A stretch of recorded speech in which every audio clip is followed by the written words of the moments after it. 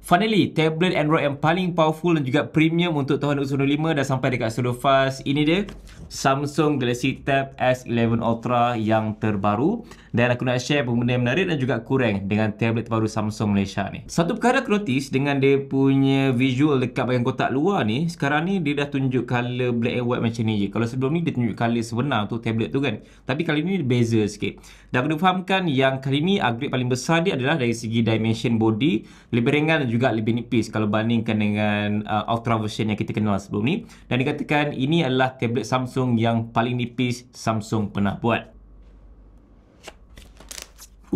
Banyak dia bagi dalam ni. First kali dalam ni ada keyboard. Second thing, tablet tu sendiri, rasa memang nipis gila kot.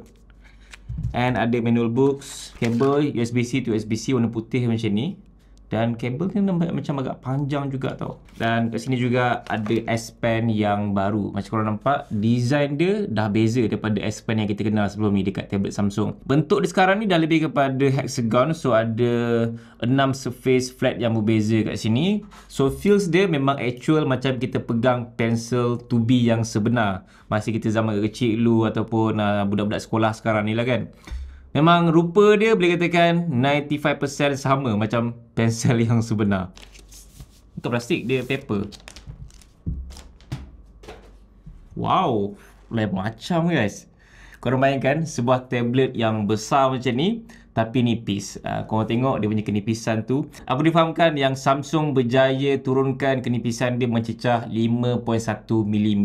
So memang ini adalah tablet paling nipis yang Samsung pernah buat setakat ni. Kalau compare dengan iPhone yang dikatakan paling nipis tu, actually yang ni lagi nipis daripada iPhone Air. Korang bayangkan sebuah tablet yang besar, dia punya display, power and speaker yang sedap apa semua, tapi dalam dimension yang sangat-sangat nipis. Dan ini memang jauh lagi ringan daripada Tab S10 Ultra. So itu antara improvement ataupun upgrade yang Samsung lakukan. Kalau korang dah biasa dengan tablet Samsung, mungkin korang akan notice something yang missing dekat dia punya bahagian back panel.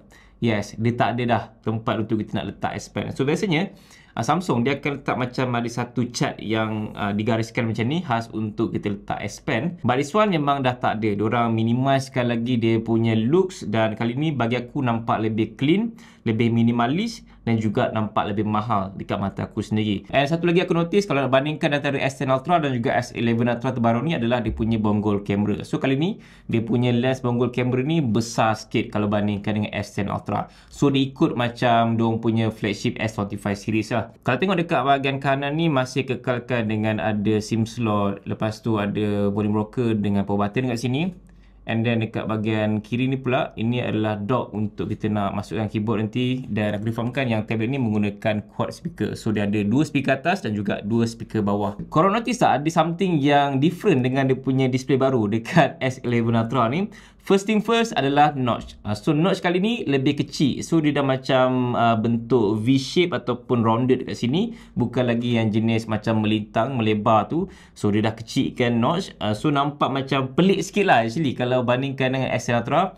Personally aku suka lagi lah notch dekat S10 Ultra sebab dia nampak ikonik. Tapi yang ni dia nampak macam agak typical macam phone Android punya notch display. So dia tak nampak different sangat. But anyway, yang penting sekali adalah display dia memang cantik of course sebab gunakan sizing agak besar, iaitu 14.6 inci jenis panel Dynamic AMOLED 2X yang di refresh rate 120Hz. Dan actually dia punya bezel ni sebenarnya jauh lagi nipis tau kalau bandingkan dengan S10 Ultra. So itu antara sedikit improvement yang Samsung lakukan dari segi display dekat S11 Ultra ni. Dari segi kecerahan dia punya display mencecah sehingga 1600 nits per inch saja dan bagi aku tak cukup cerah sangat lah kalau korang nak gunakan dekat outdoor. Tapi aku tak rasa lah orang gunakan tablet sebesar ni dekat outdoor kan. Biasanya orang akan gunakan dekat kafe-kafe ke, dekat rumah ke ataupun dekat kawasan universiti dan college kan. Sebab orang gunakan untuk kerja, untuk study, entertainment dan sebagainya. Takkanlah orang nak gunakan kat outdoor tengah-tengah panas buat berat-berat macam ni kan.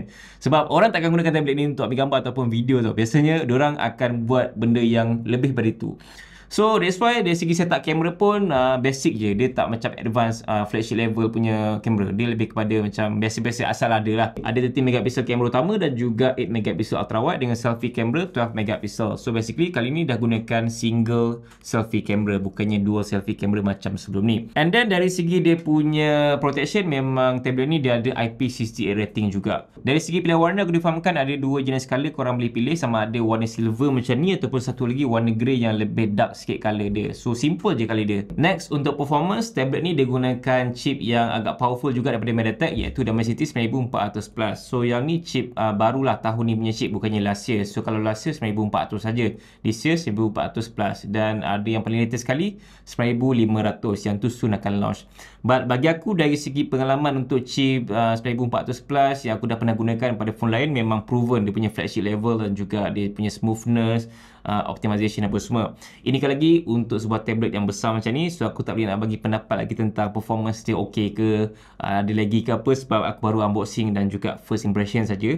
But apa yang kita boleh expect bahawa dia boleh deliver very good performance, flagship level untuk kita rasa sendiri dari segi entertainment, kerja, productivity, dia punya AI ke ataupun gaming sekalipun. Aku difahamkan juga yang ada dua varian untuk korang dapatkan dekat market Malaysia dengan setup RAM yang sama 12GB dan juga dua pilihan storage iaitu 256 ataupun 512GB, dan dia ada micro SD slot yang boleh masuk sampai 2TB.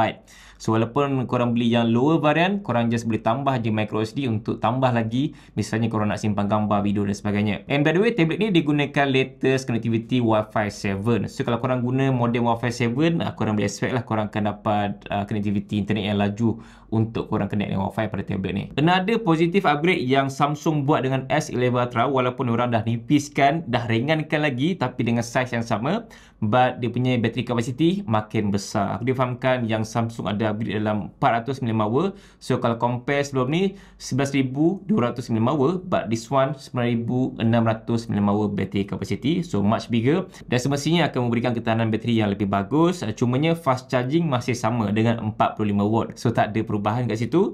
And dari segi plug charger pun kena beli secara berasingan. Kalau korang nak cari plug charger yang support dengan fast charging yang laju dan juga banyak port, aku boleh recommend untuk korang dapatkan daripada brand Ugreen. So kalau nak beli, just klik saja dekat bahagian bawah ni produk ni, okay? Yang tu memang proven, aku sendiri gunakan untuk aku punya semua devices untuk charge, so memang very easy. Dan memandangkan yang tablet ni dah makin nipis, aku macam curious juga macam mana dia punya audio quality sekarang ni, makin bagus ke ataupun dia ada downgrade. Memandangkan dia masih kekal dengan quad speaker, ada dua atas dua bawah.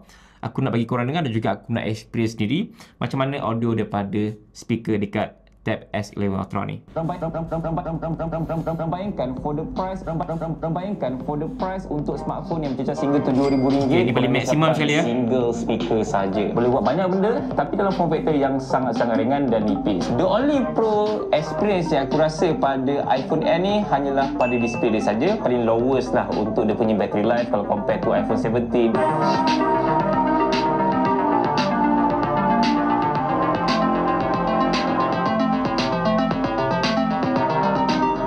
So ini dia iPhone Air yang terbaru. Secara peribadi, bagi aku speaker pada tablet Samsung ni memang di level sedap untuk sebuah tablet yang premium, dengan bunyi bass yang dah cukup creamy, and then vocal daripada suara pun memang kita dengar sangat jelas, and surrounded sound dia pun dari segi ambient tu apa semua memang jelas lah kita dengar kat telinga kan. Cumanya bagi aku dia tak capai that level macam tablet Honor dengan 8 speaker yang ada Dolby Atmos support apa semua kan. Yang tu memang bagi aku sedap lah, benchmark aku lah untuk sebuah tablet kan. Yang ni tak kata yang dia tak sedap, tapi tak kata juga yang dia paling sedap.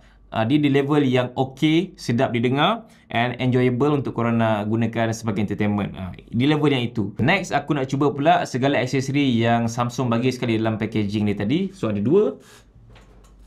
First, dia punya S Pen baru, dan second thing is dia punya keyboard ni. Okay. Wah, very good quality dia punya texture keyboard ni. Finishing leather yang very soft. And walaupun aku ada macam kesan-kesan minyak sikit kat tangan, tapi dia tak nampak obvious sangat dekat bahagian texture keyboard ni. Tapi tak tahulah kalau tangan berbelum macam ni kan, mungkin akan ada kesan lah. So macam ni lah rupa dia punya bahagian keycap. Dia tak ada bahagian trackpad, just straightforward je, keyboard je.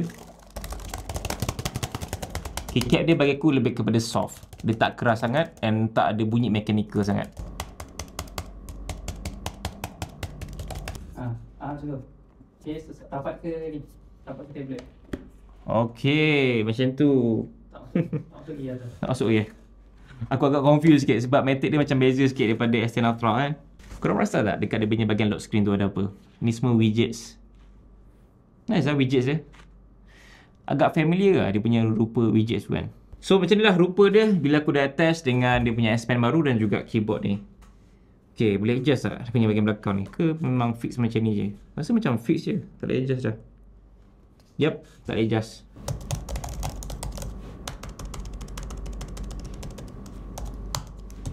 Bagi aku dari segi sizing keyboard ni tak rasa kekot sangat sebab literally memang laptop aku pun sama size macam tablet ni juga iaitu 14 inci.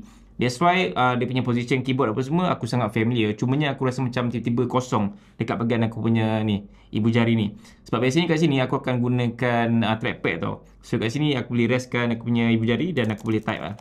So rasa familiar lah dengan laptop aku. Dari segi palm rejection kat sini memang sangat baik. So tak ada kesan yang membuatkan dia detect aku punya tangan walaupun aku letak macam ni je, tak tulis. So okey je sebab dia kesan dah dengan S Pen ni. And then dari segi latency untuk aku nak tulis tu bagi aku dia hampir accurate lah. So apa yang aku tulis tu dia follow sebiji. Oh ada bunyi juga. Ada bunyi macam kita tulis tapi tak kuat sangat.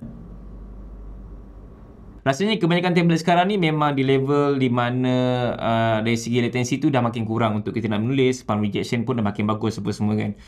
Dan lagi untuk yang dia punya S11 Ultra ni. Now, bercakap pasal software macam kita tahulah bahawa Samsung ni dia dah makin improve banyak in terms of software, UI dia, even update pun memang makin lama. So, untuk tablet yang baru ni pun sama juga macam dia punya devices lain. Dapat software update sehingga 7 tahun OS dan juga 7 tahun security update.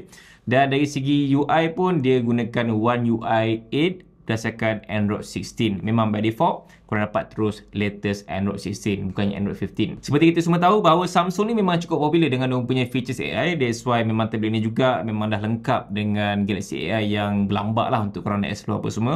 Ada features yang aku pasti ramai user Samsung dah familiar. Tablet ni juga disupport dengan Samsung DeX untuk kita jadikan dia kalau connect dengan monitor adalah macam PC punya experience. Dan juga kita boleh jadikan dia sebagai extended monitor kalau korang gunakan Samsung punya ekosistem lah. Dari segi harga jualan dekat Malaysia, dia ada 4 jenis varian. So, 2 version Wi-Fi, 2 version yang 5G dan juga Wi-Fi. Starting price dia RM6,000 dan juga mencecah hingga RM7,000. So, kalau korang rasa yang korang nak masukkan SIM card ke, nak gunakan on the go apa semua, boleh gunakan yang 5G version. Kalau korang rasa macam tak perlu nak gunakan SIM card, Wi-Fi pun dah cukup. Just beli je yang Wi-Fi punya version. Aku rasa pun dah cukup bagus. So, aku rasa itu sahaja antara sedikit sebanyak perkongsian aku tentang first impression dan juga unboxing untuk Samsung Galaxy Tab S11 Ultra ni. Kalau korang ada sebarang persoalan ataupun benda nak kongsikan, just komen saja dekat bahagian bawah ni. Terima kasih kerana menonton. Jumpa lagi. Assalamualaikum. Bye. Nice lah. Besar gila. Macam aku punya size laptop.